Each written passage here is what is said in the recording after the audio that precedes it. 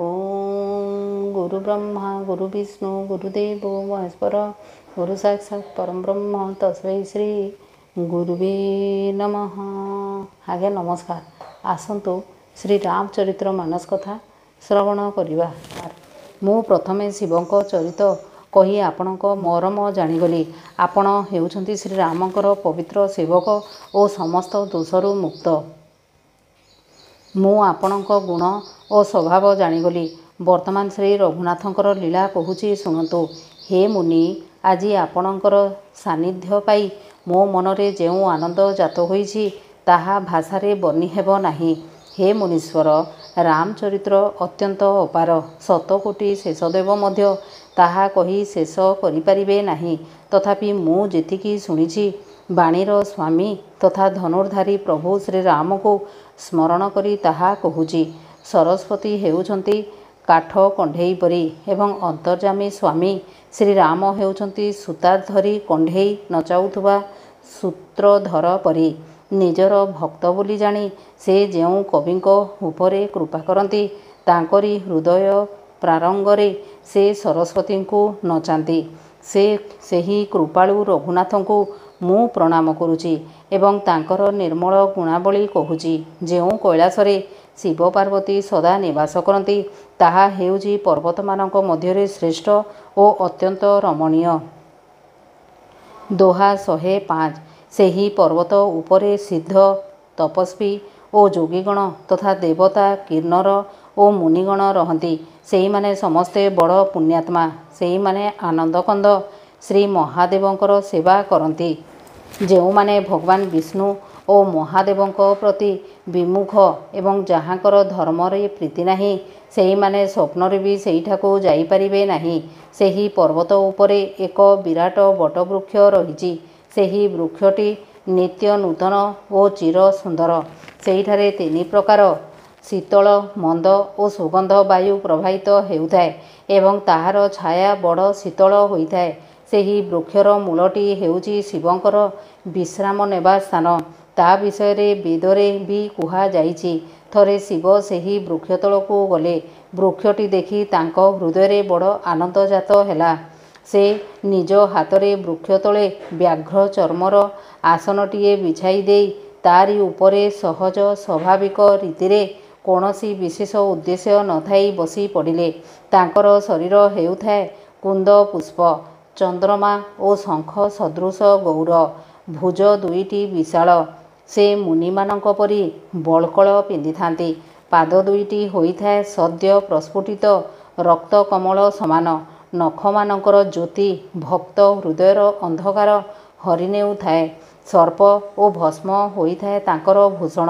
त्रिपुरारी शिवंकर मुख शोभा शरद पूर्णिमा चंद्रर शोभा को मध्य हरि नेउथाए।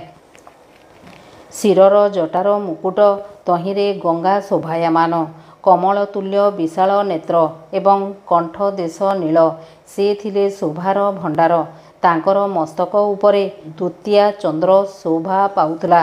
कामदेवंकर शत्रु प्रभु शिव सेहीठारे बसी एहीपरी शोभा पाउथिले जे मने हेउथला शांतर सही शरीर धारणा करी बसिछि।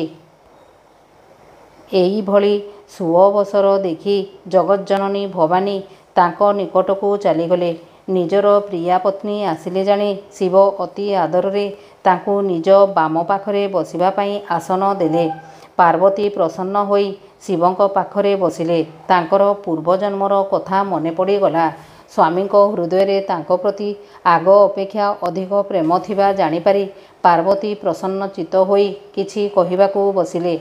जाकबल्क्य कहउचंती, जेउ कथा सकल लोकर हितकारी शैलकुमारी सेही विषय ही पचारिबाकू चाहुथिले। पार्वती कहिले, हे विश्वनाथ, हे मोरनाथ, हे त्रिपुरारी, आपणकर महिमा त्रिभुवन विदित। चर अचर नाग मनुष्य और देवता समस्ते आपणकर पदपंकजर सेवा करती। हे प्रभु, आपण समर्थ सर्वज्ञ और कल्याण स्वरूप। आपण सबु कला और गुणर निधान एवं जोग ज्ञान तथा वैराग्यर भंडार। आपणकर नाम तो शरणागत मानक निमंते कल्प वृक्ष समान। ହେ ସୁଖ ନିଧାନ, ଯଦି ଆପଣ ମୋ ପ୍ରତି ପ୍ରସନ୍ନ ଏବଂ ସତରେ ମୋତେ ନିଜର ଦାସୀ ବୋଲି ଭାବନ୍ତି, ତେବେ ହେ ପ୍ରଭୁ ଶ୍ରୀ ରଘୁନାଥଙ୍କର ବିଭିନ୍ନ କଥା କହି ମୋର ଅଜ୍ଞାନ ଦୂର କରନ୍ତୁ। କଳ୍ପବୃକ୍ଷ ତଳେ ଘର ବସିଥିବା ଲୋକେ କାହିଁକି ଦାରିଦ୍ର୍ୟ ଦୁଃଖ ସହିବେ? ହେ ଶଶିଭୂଷଣ, ହେ ନାଥ, ହୃଦୟରେ ଏହା ବିଚାର କରି ମୋର ଏହି ବିରାଟ ମତିଭ୍ରମ ଦୂର କରିଦିଅନ୍ତୁ।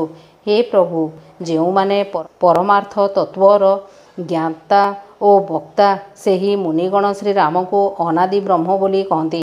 ପୁଣି ଶେଷଦେବ, ସରସ୍ୱତୀ, ବେଦ ଓ ପୁରାଣମାନେ ମଧ୍ୟ ଶ୍ରୀ ରଘୁନାଥଙ୍କର ଗୁଣଗାନ କରନ୍ତି। ଏବଂ ହେ କାମଦେବଙ୍କର ଶତ୍ରୁ, ଆପଣ ମଧ୍ୟ ଦିବାନିଶି ଆଦରପୂର୍ବକ ରାମ ରାମ ଜପ କରନ୍ତି। ଏହି ରାମ କ'ଣ ସେହି ଅଯୋଧ୍ୟାର ରାଜପୁତ୍ର, ନା ଅନ୍ୟ କୌଣସି ଅଜନ୍ମା ନିର୍ଗୁଣ ଓ ଅଗୋଚର ରାମ? ଯଦି ସେ ରାଜକୁମାର, ତେବେ ବ୍ରହ୍ମ ହେଲେ କିପରି? ଏବଂ ଯଦି ବ୍ରହ୍ମ, ତେବେ ସ୍ତ୍ରୀ ବିରହରେ ତାଙ୍କର ମତିଭ୍ରମ ହେଲା କିପରି? ଏକ ପକ୍ଷରେ ତାଙ୍କର ଏହିପରି ଚରିତ୍ର ଦେଖି ଓ ଅପର ପକ୍ଷରେ ତାଙ୍କର ମହିମା ଶୁଣି ମୋର ବୁଦ୍ଧି ଅତ୍ୟନ୍ତ ଭ୍ରମିତ ହେଉଛି। ଯଦି ଇଚ୍ଛାରହିତ ବ୍ୟାପକ ଓ ସମର୍ଥ ବ୍ରହ୍ମ ହୋଇ ଅନ୍ୟ କେହି ଥାଆନ୍ତି, ତେବେ ହେ ନାଥ, ମୋତେ ତାହା ବୁଝାଇ କହନ୍ତୁ। ମୋତେ ନିର୍ବୋଧ ଜାଣି ମନରେ କ୍ରୋଧଭାବ ଆଣନ୍ତୁ ନାହିଁ। ମୋର ମୋହ ଯେଇପରି ଦୂର ହେବ, ତାହା ହିଁ କରନ୍ତୁ। ପୂର୍ବଜନ୍ମରେ ମୁଁ ବନରେ ଶ୍ରୀରାମଙ୍କର ପ୍ରଭାବ ଦେଖିଥିଲି, କିନ୍ତୁ ଅତ୍ୟନ୍ତ ଭୟଭୀତ ହୋଇଯାଇଥିବାରୁ ମୁଁ ତାହା ଆପଣଙ୍କୁ କହିନଥିଲି। ତାଙ୍କର ପ୍ରଭାବ ଦେଖି ମଧ୍ୟ ମୋର ମଳିନ ମନ ବୋଧ ହେଲେ ନାହିଁ ଏବଂ ତାହାର ଫଳ ମଧ୍ୟ ମୁଁ ଭଲ ରୂପେ ପାଇଗଲି। ଏବେ ବି ମୋ ମନରେ କିଛି ସନ୍ଦେହ ରହିଯାଇଛି। ଆପଣ କୃପା କରନ୍ତୁ। ମୁଁ କରଯୋଡ଼ି ପ୍ରାର୍ଥନା କରୁଛି। ହେ ପ୍ରଭୁ, ଆପଣ ସେତେବେଳେ ମୋତେ ବହୁ ପ୍ରକାରେ ବୁଝାଇଥିଲେ, ତଥାପି ମୋର ସନ୍ଦେହ ତୁଟିଲା ନାହିଁ। ହେ ନାଥ, ମୋ ଅବସ୍ଥା ବୁଝି ମୋ ଉପରେ କ୍ରୋଧ କରନ୍ତୁ ନାହିଁ। ମୋ ଭିତରେ ଆଉ ପୂର୍ବପରି ମୋହ ନାହିଁ। ବର୍ତ୍ତମାନ ରାମ କଥା ଶୁଣିବା ପାଇଁ ମୋ ମନରେ ବିଶେଷ ରୁଚି ରହିଛି। ହେ ଭୁଜଗରାଜ ଭୂଷଣ, ହେ ସୁରନାଥ, ଆପଣ ଶ୍ରୀରାମଙ୍କର ପବିତ୍ର ଗୁଣାବଳୀ କହନ୍ତୁ। ମୁଁ ଭୂମିରେ ଶିର ଲଗାଇ ଆପଣଙ୍କର ଚରଣ ବନ୍ଦନା କରୁଛି ଏବଂ କରଯୋଡ଼ି ବିନତି କରୁଛି, ଆପଣ ବେଦମାନଙ୍କର ସିଦ୍ଧାନ୍ତରୁ ସାର ସଂଗ୍ରହ କରି ଶ୍ରୀ ରଘୁନାଥଙ୍କର ନିର୍ମଳ ଯଶ ବର୍ଣ୍ଣନା କରନ୍ତୁ। ସ୍ତ୍ରୀ ହୋଇଥିବାରୁ ମୁଁ ତାହା ଶୁଣିବାର ଅଧିକାରିଣୀ ନୁହେଁ ସତ, ତଥାପି ମୁଁ ମନ, ବଚନ ଓ କର୍ମରେ ଆପଣଙ୍କର ଦାସୀ। ସନ୍ଥମାନେ ଯେଉଁଠି ଆର୍ତ୍ତ ଅଧିକାରୀ ପାଆନ୍ତି, ସେହିଠାରେ କୌଣସି ଗୂଢ଼ତତ୍ତ୍ୱ ମଧ୍ୟ ଲୁଚାନ୍ତି ନାହିଁ। ହେ ମହାଦେବ, ମୁଁ ଅତ୍ୟନ୍ତ ଆର୍ତ୍ତ ଭାବରେ ପଚାରୁଛି, ଆପଣ ମୋ ପ୍ରତି ଦୟାକରି ଶ୍ରୀ ରଘୁନାଥଙ୍କର କଥା କହନ୍ତୁ। ପ୍ରଥମେ ନିର୍ଗୁଣ ବ୍ରହ୍ମ ଯେଉଁ କାରଣରୁ ସଗୁଣ ରୂପ ଧାରଣ କରେ, ତାହା ବୁଝାଇ କହନ୍ତୁ। ପୁଣି ହେ ପ୍ରଭୁ, ଶ୍ରୀରାମଙ୍କର ଅବତାର ଜନ୍ମ କଥା ତଥା ତାଙ୍କର ଉଦାର ବାଲ୍ୟଲୀଳା କଥା କହନ୍ତୁ। ତାପରେ ସେ ଯେଇପରି ଶ୍ରୀ ଜାନକୀଙ୍କୁ ବିବାହ କଲେ, ତାହା କହନ୍ତୁ।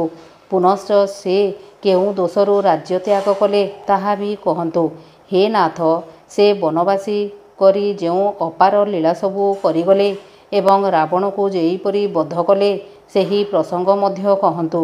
ହେ ସୁଖ ସ୍ୱରୂପ ଶଙ୍କର, ସେ ରାଜସିଂହାସନରେ ବସି ଯେଉଁ ସବୁ ଲୀଳା କରିଥିଲେ, ସେହିସବୁ ମଧ୍ୟ ମୋତେ ବୁଝାଇ କୁହନ୍ତୁ। ହେ କୃପାନିଧି, ପୁଣି ଶ୍ରୀରାମ ଯେଉଁ ଅଦ୍ଭୁତ ଲୀଳା କଲେ, ଯଥା ସେହି ରଘୁକୁଳ ଶିରୋମଣି ପ୍ରଜାଙ୍କର ସହିତ ଯେଇପରି ନିଜ ଧାମକୁ ଗଲେ, ତାହା ବି କୁହନ୍ତୁ। ହେ ପ୍ରଭୁ, ଆପଣ ମୋତେ ସେହି ତତ୍ତ୍ୱ ବୁଝାଇ କୁହନ୍ତୁ, ଯାହା ଅନୁଭବ କରି ଜ୍ଞାନୀମୁନିଗଣ ସର୍ବଦା ସେଥିରେ ମଗ୍ନ ରହନ୍ତି। ପୁଣି ବିଭାଗ ସହିତ ଭକ୍ତି, ଜ୍ଞାନ, ବିଜ୍ଞାନ ଓ ବୈରାଗ୍ୟର ବିଷୟ ମଧ୍ୟ ବର୍ଣ୍ଣନା କରନ୍ତୁ। ଏହାଛଡ଼ା ଶ୍ରୀରାମଙ୍କର ଅନ୍ୟ ଯାହାସବୁ ରହସ୍ୟ ରହିଛି, ତାହା ମଧ୍ୟ କହନ୍ତୁ। ହେ ନାଥ, ଆପଣଙ୍କର ଜ୍ଞାନ ଅତ୍ୟନ୍ତ ନିର୍ମଳ। ହେ ପ୍ରଭୁ, ମୁଁ ଯେଉଁ ବିଷୟ ପଚାରି ନାହିଁ, ହେ ଦୟାଳୁ, ସେ ବିଷୟ ମଧ୍ୟ ମୋ ଠାରୁ ଲୁଚାଇ ରଖନ୍ତୁ ନାହିଁ। ବେଦଗଣ ଆପଣଙ୍କୁ ତିନି ଲୋକରେ ଗୁରୁ ବୋଲି କହୁଛନ୍ତି। ଅନ୍ୟ ପାମର ଜୀବମାନେ ଏହି ରହସ୍ୟକୁ କ'ଣ ବା ଜାଣିବେ? ପାର୍ବତୀଙ୍କର ସହଜ, ସୁନ୍ଦର ଓ ନିଷ୍କପଟ ପ୍ରଶ୍ନ ଶିବଙ୍କୁ ବଡ଼ ଭଲ ଲାଗିଲା। ମହାଦେବଙ୍କର ହୃଦୟରେ ସମଗ୍ର ରାମଚରିତ୍ର ଝଲସି ଉଠିଲା।